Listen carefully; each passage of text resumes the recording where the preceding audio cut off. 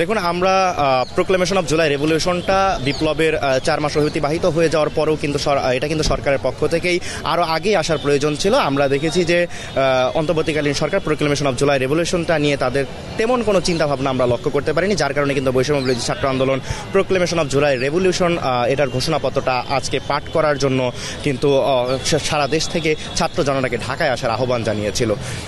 এরপরে আমরা দেখতে পেয়েছি যে সরকারের পক্ষ থেকে জানানো হয়েছে যে সকল রাজনৈতিক দলের সমন্বয় এবং ঐক্যের ভিত্তিতে তারা প্রোক্লেমেশন অফ জুলাই রেভলিউশনটা ঘোষণা করবে। আমরা তাদের সিদ্ধান্তকে স্বাগত জানাচ্ছি এবং আমরা যেটা মনে করছি সেটা হচ্ছে ঐক্যের যে আহ্বানটা বিপ্লবীদের, সেটা আসলে রাজপথ থেকে আসবে, কোনো গোল টেবিল থেকে নয়। যার কারণে কিন্তু আজকের যে আমাদের সমাবেশ সেটি কিন্তু আমরা চলমান রেখেছি। আজকের সমাবেশ থেকে আমরা প্রোক্লেমেশন অফ জুলাই রেভলিউশনের যে রূপরেখাটা রয়েছে এবং জনতাকে কিন্তু আবারও যেভাবে জুলাই বিপ্লবে আমরা এক এবং ঐক্যবদ্ধ থেকে জাতীয় স্বার্থের জন্য আমরা লড়াই করেছিলাম, আমাদের জীবনের জন্য আমরা লড়াই করেছিলাম, 16 বছরের অপশাসন দুঃশাসনের বিরুদ্ধে আমরা লড়াই জারি রেখেছিলাম, সেই লড়াইটা জারি রাখার জন্য আমরা আহ্বান জানাবো এবং ঐক্যের আহ্বান জানাবো।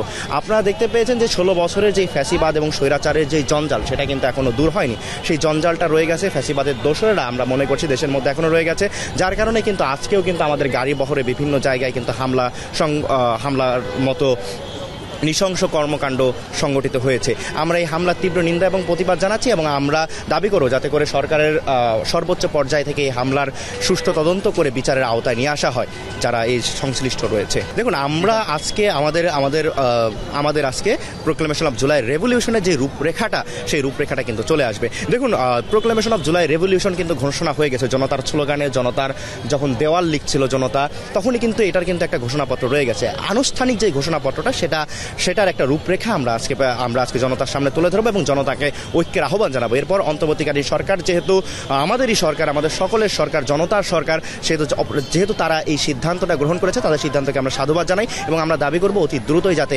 প্রোক্লেমেশন অফ জুলাই রেভলিউশনটা ঘোষণা করা হয়।